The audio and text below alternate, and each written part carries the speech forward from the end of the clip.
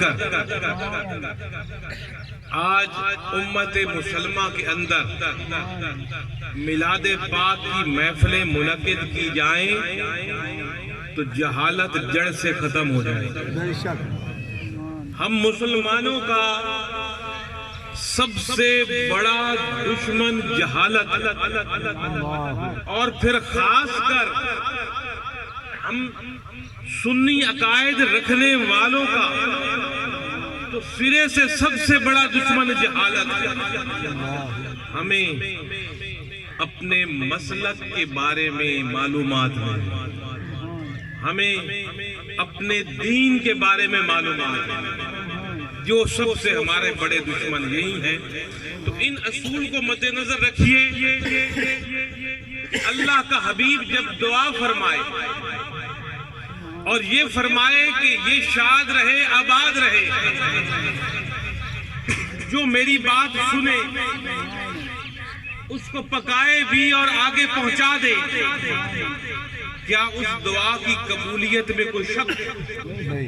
اور جس کو سرکار دو عالم صلی اللہ علیہ وسلم شاد اور آباد رکھے، وہ اس دنیا میں بھی کبھی کسی مصیبت میں نہیں آ سکتا، اور نہ قبر میں کسی مصیبت میں آ سکتا ہے، اور حشر کے دن۔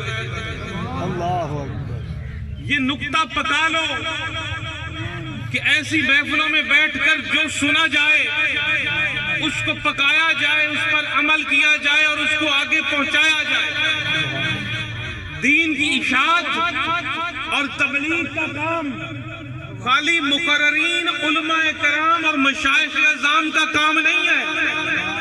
ہر کلمہ گو کو کوئی ایک اچھا لفظ بھی آتا ہو دین کا تو وہ آگے پہنچائے۔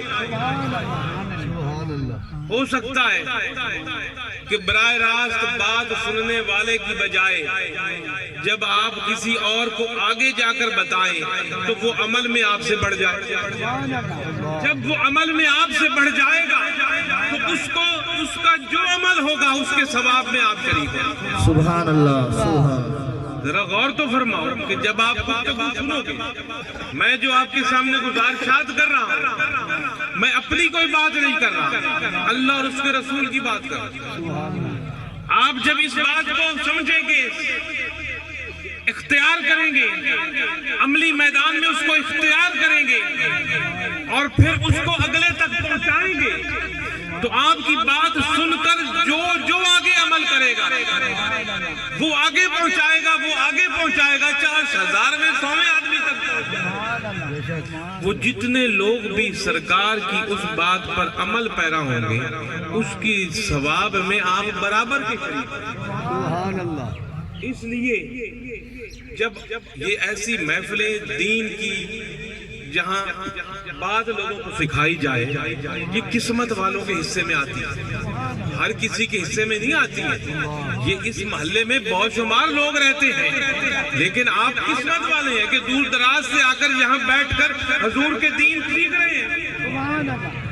ہو سکتا ہے ساتھ ہمسائے میں بیٹھے والے کو بھی نصیب نہیں ہے یہ کہ حضور کا دین سیکھنے کے لیے کوئی بات سن لے، لیکن آپ جو ایک قدم جتنے گھر سے اٹھا کر آئے، ہر قدم پر اللہ آپ کو نیکیاں دے گا، ہر قدم پر آپ کے گناہ معاف ہوں گے، اور جب تک آپ یہاں موجود ہو آپ جنت کے باغ میں موجود ہو۔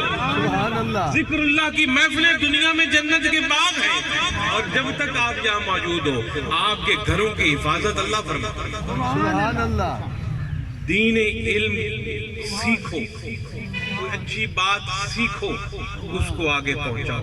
اس لیے میں آپ سے عرض کروں گا کہ اپنی توجہ مجھے دے، زیادہ لمبی چوڑی گفتگو آپ سے ساتھ نہیں کروں گا۔ میری حقیقت میں جھوٹ نہیں، میرے کچھ بخار ہے مجھے عموماً، ورنہ مقررین یہ بات ایک ایسے لفظ بن گیا ہے جناب میرے پاس وقت نہیں، آگے پتہ نہیں کتنی جگہوں پہ میں نے پہنچنا ہے اور طبیعت ناساز ہے۔ باقی حقیقتاً میری طبیعت کچھ خراب ہے، اور پچھلے لگاتار 1 ہفتے سے سفر میں ہم نے گزارے ہیں، تقریریں نہیں کی، میں سچی بات کر رہا ہوں، تقریروں کے سفر میں نہیں تھے، ویسے سفر میں تھے، تو طبیعت تھوڑی سی تھکاوٹ ہے اور کچھ میرے ہلکا سا بخار ہے کل سے، اللہ تندرستی سے۔ تو آپ کی توجہ مجھے چاہیے، چند ٹوٹی پھوٹی باتیں کروں گا اور اس امید کے ساتھ کروں گا کہ آپ غور سے سن کر اس پر خود بھی عمل کریں گے اور آگے بھی پہنچائیں گے انشاءاللہ تاکہ اللہ کے رسول کا وعدہ ہے کہ وہ گھر شاد اور آباد ہے جس میں آگے پہنچانے والا جا کے انشاءاللہ۔ تو میرے بھائیوں، میں نے آپ کے سامنے قرآن پاک جو آیت مبارکہ 2 پڑھنے کا شرف حاصل کیا ہے،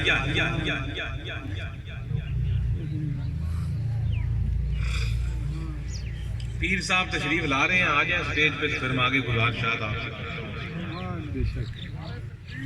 اللہ اکبر۔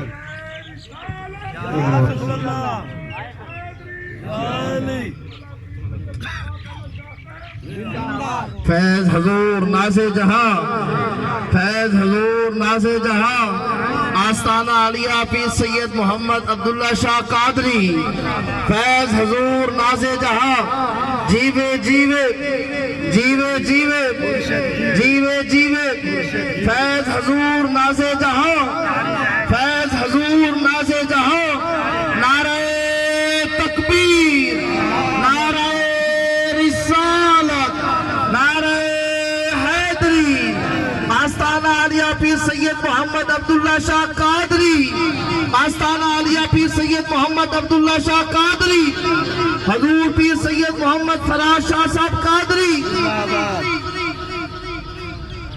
تو میرے دوستوں اور بھائیوں،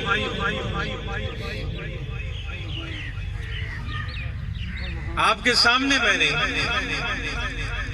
اللہ کے کلام قرآن حکیم کی 2 آیتیں پڑھنے کا شرف حاصل کیا۔ سبحان اللہ۔ اسی مناسبت سے مختصر سے وقت میں آپ سے چند گزارشات کر کے میں اجازت چاہوں گا۔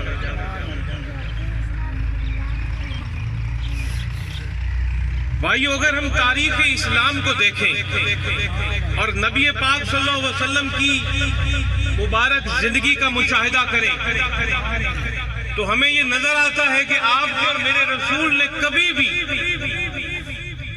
اپنی ذات کے لیے کسی سے بدلہ نہیں لیا، اپنی ذات کے لیے کسی سے لڑائی نہیں لڑی، اپنی ذات کے لیے کسی سے دشمنی نہیں، اپنی ذات کے لیے کبھی کسی کو کچھ نہیں کہا۔ آپ کو تانے دیے گئے، آپ نے اپنی ذات کے لیے کبھی کچھ نہیں، آپ پر پتھر برسائے گئے، لہو لہان کر دیا گیا، آپ پر گند پھینکے گئے، آپ پر ایسے ایسے الفاظ کسے گئے کہ اگر ایک معمولی سے آدمی کو بھی وہ بات کی جائے تو وہ آپ پہ سے باہر ہو کر آگے سے 10 سنائے گا۔ لیکن نبی پاک صلی اللہ علیہ وسلم نے کبھی اپنی ذات پر جس نے بھی ہٹ کی اور بات کی، آپ نے کبھی بھی اس کو کچھ نہیں کہا۔ سبحان اللہ۔ کیونکہ رحمت للعالمین ذات، اور ہمیں درس بھی آپ نے دیا کہ اپنی ذات کے لیے نہ کسی سے دوستی کرو، نہ تمہاری دشمنی ہو تو اللہ کی خاطر، دوستی ہو تو اللہ۔ سبحان تو اللہ۔ حضور نبی پاک صلی اللہ علیہ وسلم کی گستاخی میں جب ابو لہب کے ہاتھ اٹھے تو رسول اللہ نے کوئی جواب نہیں دیا۔ جواب کس نے دیا؟ جواب اللہ نے دیا۔ سبحان اللہ۔ حضور نے جواب نہیں دیا ابو لہب کو، اس کے گستاخی میں اٹھے ہوئے ہاتھوں کا جب حضور بات فرما رہے تھے اور اس نے گستاخانہ جملے کہے اور اپنے ہاتھ اٹھا کر گفتگو کی، حضور نے کوئی جواب نہیں دیا، جواب دیا خالق نے، کیونکہ اس کے محبوب۔ سبحان اللہ۔ اللہ نے فرمایا تبت یدا ابی لہب و تب، تبت یدا ابی لہب و تب، کہ ٹوٹ جائیں ابو لہب تیرے ہاتھ جو میرے محبوب کی گستاخی۔ اللہ اکبر۔ اگر کسی نے کہا کہ یہ تو مجنون ہے، ایسی گفتگو کرتے ہیں کہ دل سے باہر ہے، کیا ایک اللہ، کیا جنت اور کیا دوزخ اور کیا فرشتے اور کیا قیامت، یہ کیا افسانوی کہانیاں جو بتائی جا رہی ہیں، یہ تو مجنون شخصیت ہے، مجنون۔ کس شخصیت کو کہا جاتا ہے آپ خود سمجھ سکتے ہیں، میں اس کی گہرائی میں نہیں جانا۔ تو اللہ کے رسول نے کوئی جواب نہیں دیا، جواب دیا اللہ نے، اور اللہ نے فرمایا وَإِنَّكَ لَعَلَىٰ خُلُقٍ عَظِيمٍ، کہ یہ جس کو مجنون کہہ رہے ہیں وہ شخصیت تو بہت بڑی بات ہے، بہت بڑا مقام رکھنے والی ہے، میرے رب کی نظر میں تو اس کی ادائیں ہی بڑی عظیم۔ سبحان اللہ، نعرہ تکبیر، نعرہ رسالت، فیض حضور ناز جہاں، فیض حضور ناز جہاں۔ اخلاق ادائیں ہوتی ہیں، آپ کا اپنا اخلاق ہے، میرا اپنا اخلاق ہے، اللہ کے ولیوں کا اپنا اخلاق ہے، رسول اللہ کا اپنا اخلاق ہے۔ اخلاق ہر کسی کا اپنا اپنا ہوتا ہے، اور رسول اللہ کا اخلاق اپنا اخلاق ہے، اور اخلاق کہتے ہیں اداؤں۔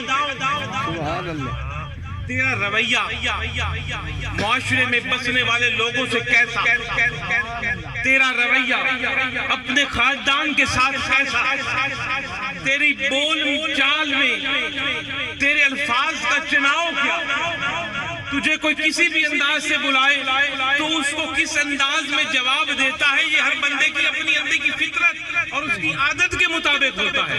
تو رب نے فرمایا جس شخصیت کو تم مجنون کہہ رہے ہو کہ یہ افسانی گفتگو فرماتے ہیں، ان کی ذات تو بہت بلند ہے، بہت اعلیٰ ہے، میرے رب کی نظر میں تو اس کے اخلاق، اس کی عادتیں بھی بہت بلند ہیں۔ سبحان اللہ۔ اور کون کہہ رہا ہے کہ اس کی عادتیں بلند ہیں؟ ذرا غور فرماؤ۔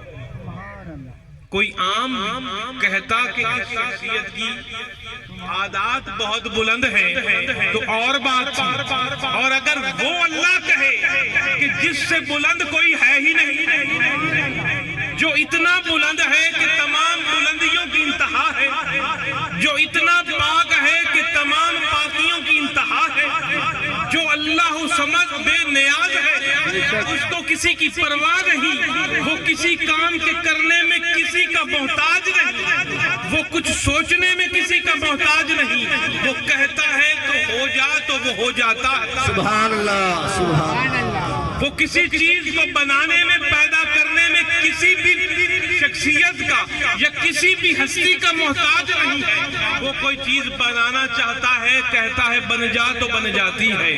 ماں کے پیٹ میں کون سا مصور بیٹھا ہے جو ہمارے نقش و نگار بناتا ہے؟ کبھی آپ نے سوچا ماں کے پیٹ کے اندر، شکم کے اندر ایک بچے کے نقش و نگار کیا کوئی مصور بناتا ہے؟ کوئی مستری بناتا ہے؟ کیا پانی کی بوند سے خون کا لوتھڑا اور خون کے لوتھڑے سے تیرے خوبصورت نقش و نگار، اور نقش و نگار کے بعد اس میں جان نہ تو ماں کے پیٹ میں کوئی ہاتھ جا سکتا ہے، نہ کہ ماں کے پیٹ میں مشینوں کے بغیر کوئی آنکھ دیکھ سکتی ہے۔ تو وہ کون ہے؟ وہ وہی عظیم مصور ہے جو کہتا ہے ہو جا تو ہو جاتا ہے۔ جب ماں کے پیٹ میں وہ نر بنائے یا مادہ بنائے، گورا بنائے یا کالا بنائے، یہاں تک کہ ماں کے پیٹ میں اس کی قسمت اور تقدیر بھی لکھ جاتی ہے کہ کس دن دنیا میں آئے گا، امیر ہوگا کہ غریب ہوگا، بے ایمان ہوگا کہ ایمان والا ہوگا، سچا ہوگا کہ جھوٹا ہوگا، کیا کھائے گا، کہاں کہاں رہے گا، اس سے کون پیدا ہوگا اور کس دن اس دنیا سے جائے گا، سب کچھ اس کے ماں کے پیٹ سے باہر آنے سے پہلے اس کے نامل میں لکھ دیا جائے۔ تو یہ وہ کون؟ وہ بلند رب، اور وہ بلند رب جب کسی شخصیت کے بارے میں کہے کہ وہ شخصیت تو دور کی بات، اس کی ادائیں بلند ہیں، تو پھر اس شخصیت کی بلندی کی کیا انتہا ہے؟ میرے پاس نہ الفاظ ہیں نہ علم ہے کہ بتا سکتے۔ تو بولا رب، اور جب کسی نے کہا کہ محمد صلی اللہ علیہ وسلم کو ان کا رب چھوڑ دیا ہے، تو اللہ تو رسول پاک نے کچھ نہیں جواب دیا، اللہ بولا وَلَسَوْفَ يُؤْتِيكَ رَبُّكَ فَتَرْضَىٰ۔ چھوڑا کس نے ہے؟ میں تو اپنے حبیب کو اتنا دوں گا کہ جب یہ راضی ہوگا تب بس ہوگا۔ تو میرے کہنے کا مقصد ہے کہ حضور کو جہش بھی کسی سے تانا دیا، پورے بات سے یاد کیا، حضور نے جواب نہیں دیا، رب بولا۔ تو وہی جو لفظ میں نے آپ کے سامنے شروع میں سورہ کوثر کے پڑھے، وہاں بھی حضور کو یہی تانا ملا کہ ان کا تو بیٹا کوئی نہیں، اللہ اکبر، یہ گئے تو دین ختم، پیچھے نام لیوا تو ہے کوئی نہیں، کون چوتھے دن ہر کوئی بھول جائے گا۔ لیکن ان کو یہ پتا نہیں تھا کہ کسی کا نام اولاد سے نہیں چلتا، وہ جس کا چلائے۔ بے شک یہاں اولادوں والوں کے نام بے نامے ہوتے دیکھے اور بے اولادوں کے نام چمکتے دیکھے، ستاروں کی طرح چمکتے دیکھے۔ وہ جس کو چمکائے، جس کو ختم کرے، وہ جس کو عزت دے، وہ جس کو ذلت دے۔ وَعِزُّ مَن تَشَاءُ وَذِلُّ مَن، اس کے قدرت میں عزت بھی ہے، ذلت بھی ہے، مقام بھی ہے، مرتبہ بھی ہے۔ رسول اللہ نے جواب نہیں دیا، بولا تو رب بولا کہ تم کہتے ہو کہ ان کی اولاد نہیں تو نام نہیں رہے گا، میں رب کہتا ہوں اِنَّا أَعْطَيْنَاكَ الْكَوْثَرَ، سبحان اللہ، سبحان اللہ، سبحان کہ میں نے تو اپنے حبیب کو کوثر دے دی، میں نے تو اپنے حبیب کو کوثر دے دی ہے، تم کہتے ہو کہ اس کا نام نہیں رہے گا چوتھے دن یا چند سال بعد، میں نے تو کوثر عطا کر دی ہے۔ الہی یہ کوثر کیا، یہ کوثر کیا ہے؟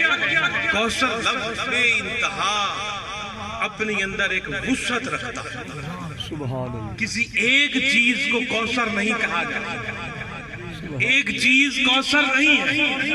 کہیں آپ کو ملے گا کہ کوثر سے مراد ایک تالاب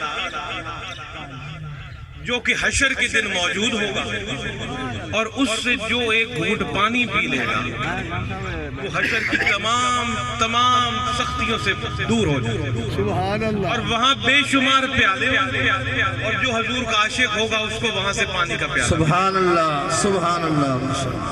کہیں ہمیں ملا کہ کوثر سے مراد وہ نبوت ہے جو اللہ نے اپنے حبیب کو عطا کی، کیونکہ نبوتیں تو پہلے بھی کم و بیش 1,24,000 نبیوں کو عطا، آدم علیہ السلام سے لے کر عیسیٰ علیہ السلام تک کم و بیش 1,00,000 انبیاء کو نبوتیں عطا ہوئی، لیکن جیسی نبوت اللہ نے اپنے حبیب کو، سبحان اللہ، ایسی نبوت نہ پہلے کسی کو ملی، اور خاتم النبیین ہونے کی وجہ سے نہ قیامت تک کسی اور کے حصے میں آئے گی، اور امام الانبیاء ٹھہرایا۔ تو بعض لوگوں نے سوچا اور سمجھا کہ کوثر سے مراد وہ نبوت ہے، اللہ نے ایسی نبوت عطا کی ہے کہ جو کسی اور نبی کے حصے میں نہیں آئی، یہ مراد کوثر ہے۔ کئی کہ کوثر سے مراد ایک جنت کی نہر ہے جو دودھ کی بہہ رہی ہے، سونے اور یاقوت کے اس کے کنارے، اور وہاں سے حضور کے غلام اور عاشق جنت میں دودھ پیئیں گے، تو یہ کوثر سے مراد وہ نہر ہے۔ کئیوں کا علم کا احاطہ یہ کہا کہ کوثر جو رب نے عطا کی اپنے حبیب کو، اس سے مراد دین اسلام ہے، کہ ایسا انمول دین جو پہلے کسی نبی پر مکمل نہیں۔ دین اسلام کا ہی آغاز آدم علیہ السلام سے ہوا، اور ہر نبی اور رسول اسی دین کا پرچار عیسیٰ علیہ السلام تک کرتا آیا، اور اس اسلام دین کی جامعیت اور مکمل اللہ نے اپنے حبیب پر حجت الوداع کے موقع پر دیا آ کر کہ میں نے اپنی نعمت اور دین تم پر مکمل کر دیا ہے۔ بعضوں کا علم بولا کہ یہ جو اکمل دین مکمل ہوا ہے یہ حضور پر ہوا ہے، اور کوثر سے مراد جو اللہ نے دی ہے وہ یہ دین۔ سبحان اللہ، سبحان اللہ۔ کئیوں کا علم بولا کہ کوثر سے مراد جناب قرآن مجید ہے، قرآن حکیم، کہ الہامی کتابیں تو پچھلے انبیاء کو بھی ملی جس سے انہوں نے لوگوں کی ہدایت کی، لیکن جیسے انمول اصول اس قرآن حکیم میں ہمیں ملے، جیسے جامع کتاب یہ ہمیں ملی جو کسی ایک خاص خطے، کسی ایک خاص جگہ اور خاص وقت کے لیے نہیں، پورے عالم کے لیے یہ قرآن کتاب ہے اور قیامت تک آنے والے لوگوں کے لیے ہدایت یہ کتاب ہے، تو اللہ نے جو فرمایا کہ میں نے کوثر دی، اس سے مطلب یہ قرآن حکیم ہے جو اللہ نے۔ سبحان اللہ، نعرہ تکبیر، نعرہ رسالت، عظمت مصطفیٰ، عظمت مصطفیٰ، عظمت قرآن۔ اور پھر بعض لوگوں کا علم یہ بولا کہ کوثر جو رب اللہ نے اپنے حبیب کو عطا فرمایا، کوثر سے مراد صحابہ کرام ہے کہ ایسے غلام جان دینے والے کسی اور نبی کے حصے میں نہیں آئے جو سرکار کو آئے۔ کسی کو ایک ملے تو کسی کو دو ملے، کسی میں چند تھپڑ کھا کے چھوڑ گئے تو کوئی چند آزمائشوں میں بھاگ گئے، لیکن اللہ نے اپنے حبیب کو وہ غلام دیے جیسے بھی حالات آئے، تیر کھائے، نیزے کھائے، پتھر کھائے، پھر بھی ڈٹے رہے، بھوکے برداشت کی، اولاد قربان کی، بیویاں قربان کی، کاروبار قربان کیے، ہجرت کی، پھر بھی کہتے آئے سب کچھ حضور قربان۔ اور بدر کے مقام پر جب حضور 313 کے لیے دعا فرما رہے تھے، حضور نے فرمایا کیا میرے کہنے پر جاؤ گے، لڑو گے؟ تو صحابہ نے کہا حضور یہ لڑائی کیا ہے؟ سبحان اللہ، سبحان آپ ہمیں حکم دیں آنکھیں بند کر کے سمندر میں چھلانگے لگا۔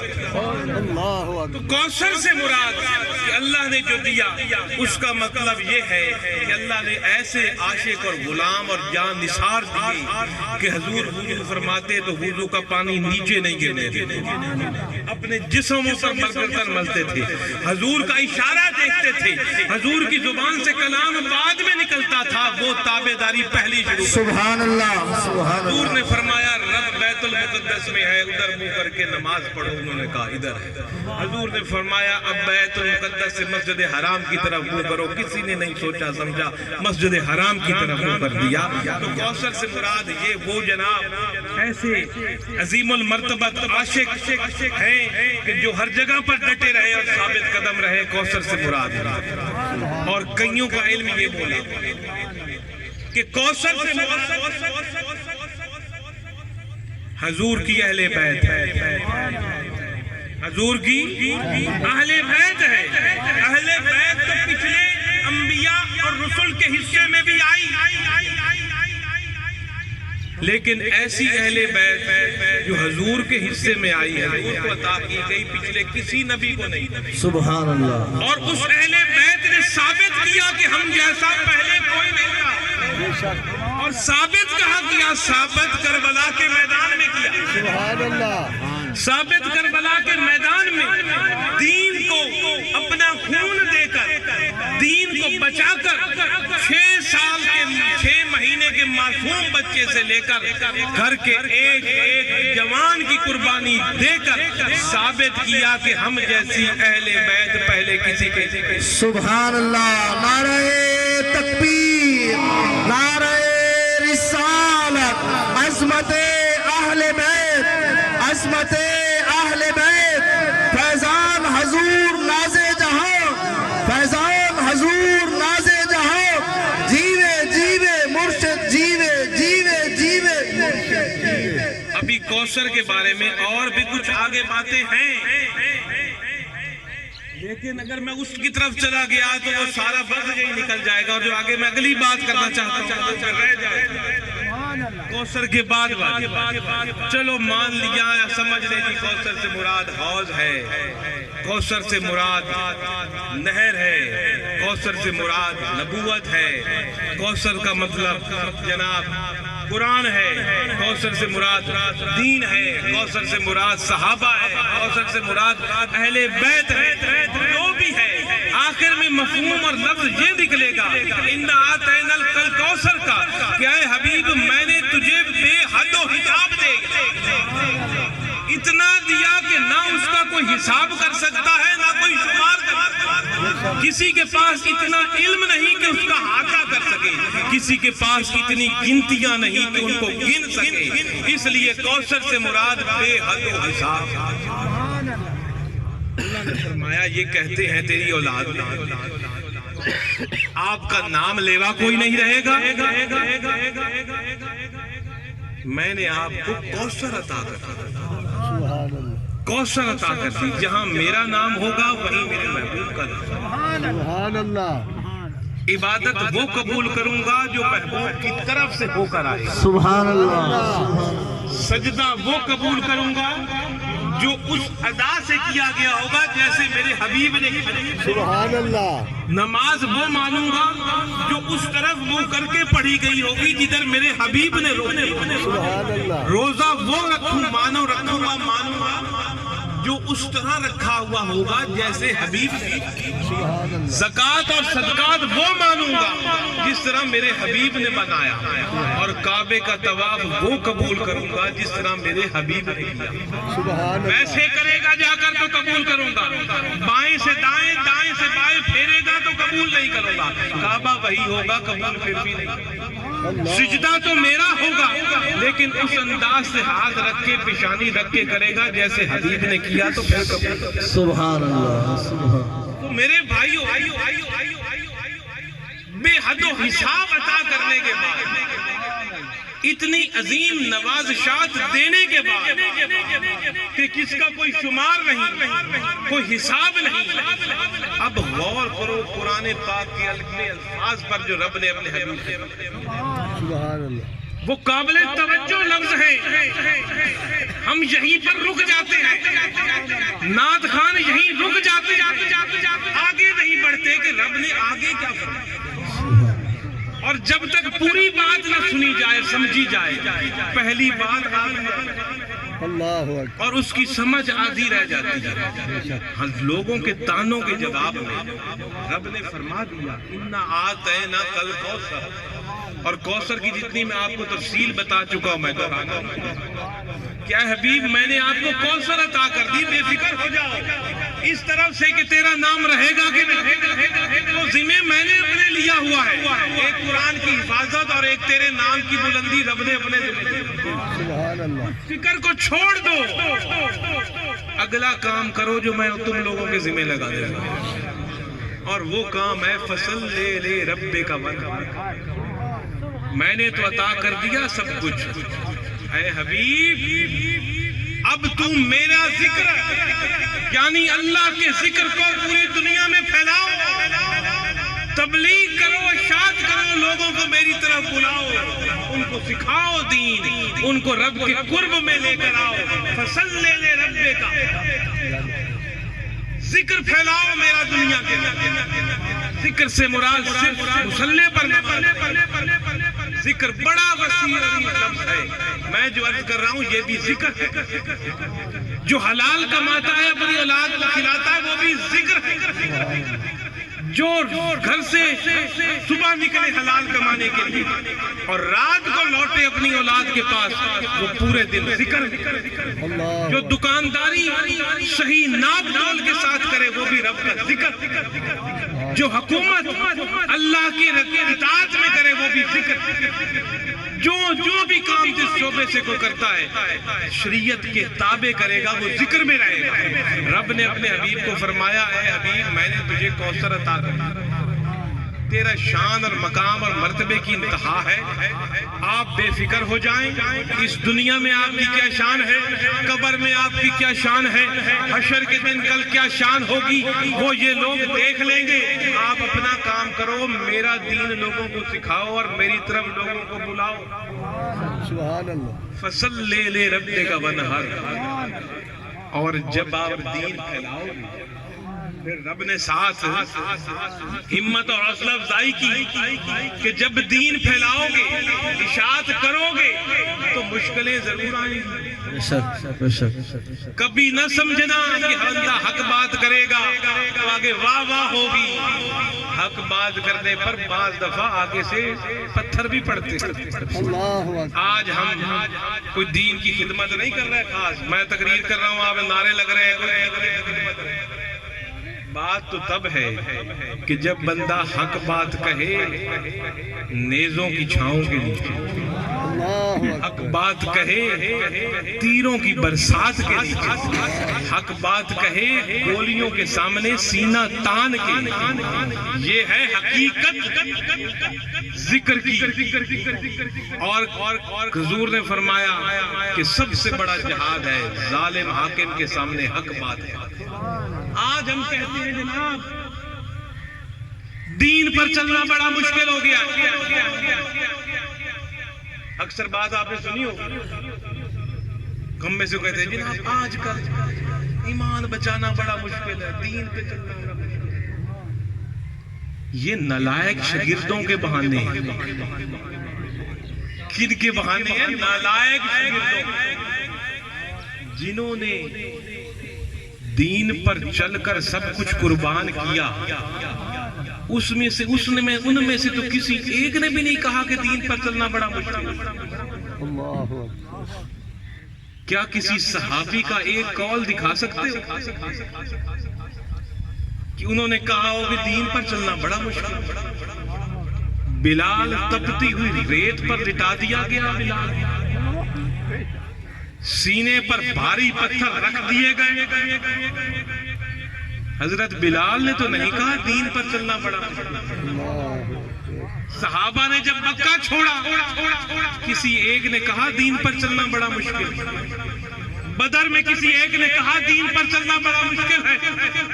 خندق میں بھوک کی شدت کی سبب پتھر پیٹ پر باندھ کر شدت بھوک کو مٹایا گیا، کسی ایک نے کہا دین پر چلنا بڑا مشکل ہے۔ آگے آ جاؤ، تیرے اور میرے امام حسین نے کربلا میں ایک دفعہ بھی کہا دین پر چلنا بڑا مشکل ہے۔ علی اصغر کے گلے میں تیر لگ کر اور خون کے فوارے نکلتے دیکھ کر کیا حسین نے ایک بار بھی کہا دین پر چلنا بڑا مشکل ہے؟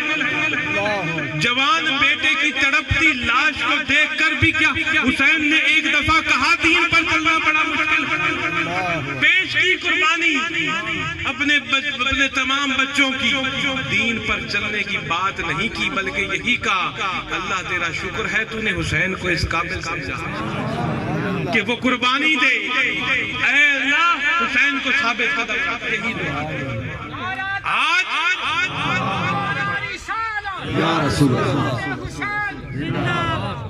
اور آج کا مسلمان یہ بات کہے کہ سردی کے دنوں میں وضو کے لیے گرم پانی سامنے موجود ہو اور کہے دین پر چلنا مشکل ہے، گرمیوں میں روزہ رکھ کر ایئر کنڈیشن موجود ہو، پنکھا موجود ہو، افطاری کے لیے طرح طرح کے کھانے موجود ہوں اور کہے دین پر چلنا مشکل ہے، نماز پڑھنے کے لیے گھر میں آرام دہ مصلی ہو، آرام دہ مسجدیں سامنے محلے میں کھڑی ہوں اور کہے دین پر چلنا بڑا مشکل ہے۔ یہ بے غیرتی ہے، یہ بے حسی ہے، جو دین پر چلتے ہیں وہ کہتے نہیں دین پر چلنا مشکل ہے۔ سبحان اللہ، بے شک۔ اسی لیے اللہ نے فرمایا فَصَلِّ لِرَبِّكَ وَانْحَرْ، کہ اے حبیب جب تو دین پر چلے گا، دین کی اشاعت کرے گا، میرا ذکر جب آپ پھیلاؤ گے تو مصیبتیں آئیں گی، ترکڑے رہنا، ہمت کرنا اور صبر کا دامن ہاتھ سے نہ چھوڑنا، کیونکہ ان اللہ مع الصابرین، میں تیرے پیچھے ہوں گا۔ سبحان اللہ۔ جو میرا ذکر دنیا میں پھیلائے گا اور اس کے بدلے میں جب اس کو دنیا والے مصیبتیں دیں گے تو رب نے فرمایا ہمت مت ہارنا اور اپنے آپ کو تنہا مت سمجھنا، میں رب صابرین کے ساتھ ہوں، اور جس کے ساتھ رب ہو اس کو دنیا کا کوئی پہلوان زیر کر سکتا نہیں کیا جا سکتا۔ تو میرے بھائیوں، میں آپ سے یہ درس کی آخری بات ہے کہ فَصَلِّ لِرَبِّكَ وَانْحَرْ پر عمل کرو۔ یہ حکم صرف اللہ کے حبیب کے لیے نہیں ہے، امت مسلمہ کے ہر فرد کے لیے ہے کہ آگے پہنچاؤ بات دین کی۔ میں نے جو آپ کے سامنے گفتگو کی، ایک بھی اپنی بات کی ایک بھی اپنا نعرہ لگائے آپ کو اللہ اور اس کے رسول کی بات، آپ میں سے جس کو اچھی لگے اس کو دل میں بٹھاؤ، اس بات کو پکاؤ اور خود قدم اٹھاؤ اس پر عمل کرنے کے لیے۔ سبحان اللہ۔ خود قدم اٹھاؤ گے، جو تجھ کو دیکھ کر تیرے ساتھ چلیں گے ان کی نیکیوں میں تو شریک ہو۔ گھر جاؤ، اپنے بیوی بچوں کو یہ بات سناؤ، اپنے دوستوں یاروں برادری والوں کو بات یہ سناؤ کہ بھائی میں در گیا تھا فلاں جگہ پر محفل ذکر کی، وہاں میں نے یہ گفتگو سنی، آؤ میں تمہیں بھی سناؤں، تو یہ آپ حق ادا کریں گے اس محفل میں آنے کا۔ سبحان اللہ۔ اور جتنے لوگ آپ کے جناب اس کہنے پر آگے عمل کرتے چلے جائیں گے ان کو تو ثواب ملے گا ہی، آپ کو بھی ساتھ ثواب۔ سبحان تو میری اللہ۔ دعا ہے اللہ تعالیٰ اس محفل کو اپنی بارگاہ میں قبول اور منظور فرمائے۔ آمین ثم آمین۔ ٹوٹے پھوٹے الفاظ میں نے عرض کیے، اس کو بھی قبول فرمائے، آمین۔ اور آپ نے جو سنا آپ کو سن کر یاد کر کے آگے پھیلانے کی توفیق۔ آمین ثم اور جن لوگوں نے یہ ایک موقع فراہم کیا ایسی مجلس منعقد کر کہ یہاں آپ تک اللہ کی باتیں پہنچیں، اللہ تعالیٰ ان کو بھی ان محفل سجانے کا صلہ عطا فرمائے، آمین ثم اور ان کی گھروں میں بھی برکتیں کرے، ہماری گھروں میں بھی برکتیں فرمائے، ہمیں حقوق اللہ حقوق العباد کا خیال رکھنے کی توفیق عطا فرمائے، اپنی پوری زندگی اللہ اور اس کی رسول کی اطاعت اور فرما برداری میں گزارنے کی توفیق عطا فرمائے۔ آمین۔ اللہ رب العالمین ہم سب کا حامی و ناصر ہو، وآخر دعوانا الحمدللہ رب العالمین۔